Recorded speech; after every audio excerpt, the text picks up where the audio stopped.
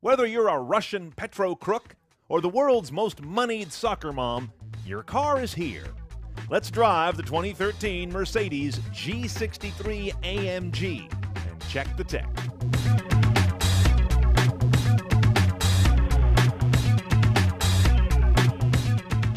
Now, because I'm neither a petro crook nor a well-moneyed soccer mom, I need an accessory Mercedes-Benz does not offer. Luckily, it's cheap. A bag. Because being seen in this thing is downright embarrassing. I mean, I spent several days in it, primarily in communities where Ferraris, turbo Panameras, and convertible Bentleys are common, and they were driving by me mouthing the word dick. The vehicle has not changed much since 1979, making it the oldest platform that Mercedes still sells. It's an old military ride. In fact, the U.S. Marines just bought 150 of them. Now, normally I give you some spotter tips on how to identify the vehicles that we shoot. This one should be relatively easy. It's really tall, it's really square, it's got exposed external hinges, and it's unforgiving in its size and mass. They only make one version for consumers these days. It's what they call this long wheelbase wagon that actually has 4 doors and a second row. But it's not exactly a cargo hauler. It doesn't flatten down to haul sheetrock or plywood. It just lets you put more stuff in the back, like AK-47s if you're on assignment. And that back door swings charmingly like a barn door, not lifting up like a liftgate.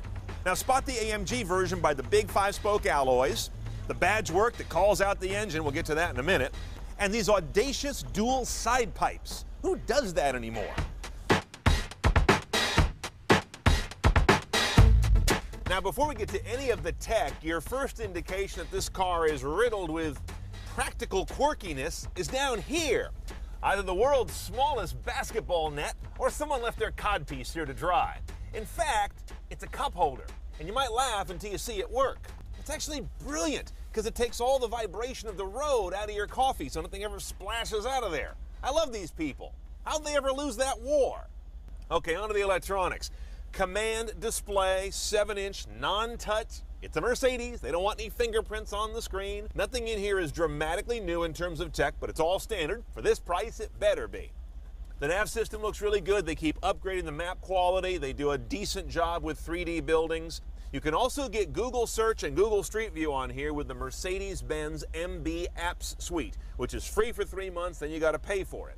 That will include web search, Google local search with Street View, as I mentioned, Yelp ratings, Facebook, and also the ability to send destinations to the car. We've reviewed it before. It works pretty well.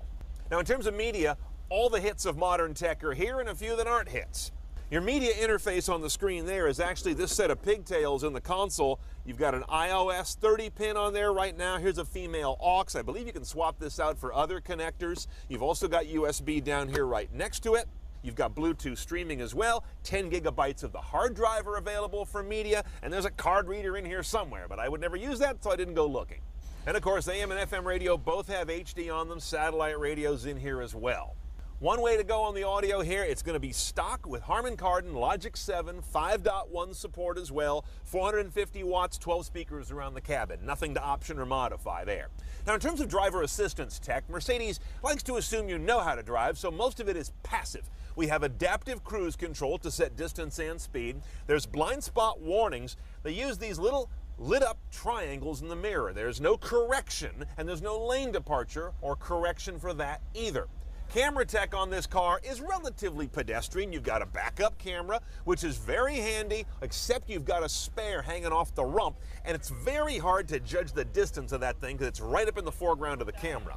Overhead, a steel sunroof, no silly glass moonroof. You're not going to open this thing up for a breeze. You're going to open it all the way so some mud will splash off those big tires and get in your hair, or you're going to leave it closed so the bullets ricochet off the roof. Another serious oddity in this guy is the flat glass. You may not notice this in the car you drive, because it's always been this way, but you have curved glass for the most part and a sloping greenhouse. This guy's got flat walls and flat glass in them. See that big reflection? That's our camera light looking right back at you. When you're driving, you see odd reflections of the traffic on that side of the vehicle. So you look over and for a second, you think you've got traffic floating next to you. It's a little unnerving till you get used to it. Oh, now Mercedes raves about this shifter being a wonderful piece of AMG innovation. I don't see how. It looks more to me like Prius innovation adapted to a Mercedes. It's one of these little delicate electronic detent shifters for reverse, neutral, and drive, but then for some reason park is a button. Why not make that part of the detents? So I have one set of behaviors to control the drivetrain in this car. That just sounds like a bad idea to mix it up like that.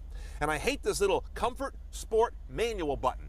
I like what it does. I hate how it does it. It's tiny, it's hard to find, it's got no actual finger recognition without looking for it, and it does something critical. Put you in a different drive mode. Put that up here near the paddles, on the wheel, make it big by the shifter, but that is silly. Now, if you think that the G63 is sublime, here's where it starts to get ridiculous. In the engine bay, this guy's got a 5.5-liter twin-turbo AMG V8. Yeah. And as you can see, lovingly handcrafted by old buddy Sascha Buninger. These are all made by hand, beautiful motors. I don't know if it's the most brilliant engine in a vehicle like this. I would love to see a big brawny diesel. They do that, but not in the AMG version. So here's what we've got. 536 horsepower, 560 foot-pounds of torque.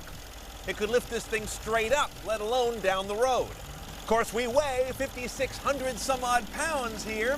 0 to 60 in 5.3 seconds is amazing for that reason alone, if not because of the big, square profile of the animal. Where it all comes out in the wash, rather badly, is the MPG. 1214. That probably means 10 real world. Yeah, no gas guzzler tax though. Not because it isn't a gas guzzler, but because it's a light truck and they're exempt from gas guzzler regulations. All this power always goes out through a 7-speed sport automatic. Again, a weird thing in a vehicle that is so off-road centric.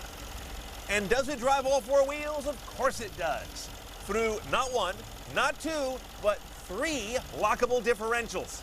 If this thing had 8 wheels, it would drive them all. In fact, they actually make a 6x6 of this, but that's another video. Let's go for a ride. Well, I don't know if I could possibly flex this vehicle. It's so damn off-road capable. Think about it. Twin turbo, 2 banks of 4 cylinders each, and that big V8. We've got body-on-frame construction, 2 solid axles, 3 locking diffs. If you need heavier gear than this, it's probably going to get delivered in a C17. You know what's the most eerie about taking this thing off-road? Nothing squeaks, nothing rattles. This really is a bank vault on wheels. Now on pavement, this thing prints tank. It's built like one, but you also get a lot of road feedback like one. The vibration and noise make it frankly tedious to drive on an everyday basis. And that barn-burning engine is very muted in any of the automatic modes, but drop it into manual and get on those paddles and everything changes. It's a vicious big boy, as is that exhaust note that you would much more expect coming out of a 63 Vet than a 2013 Benz. Okay, let's price this guy. Pretty simple. 135 grand, right around there delivered, and there ain't no options to speak of. Not seen that style. Everything's in there already. But there are some additional costs. About 70 grand for a rose gold Audemars Piguet because you're a petro crook and that's what you wear. Or 15 cents for a bag. That's how I roll.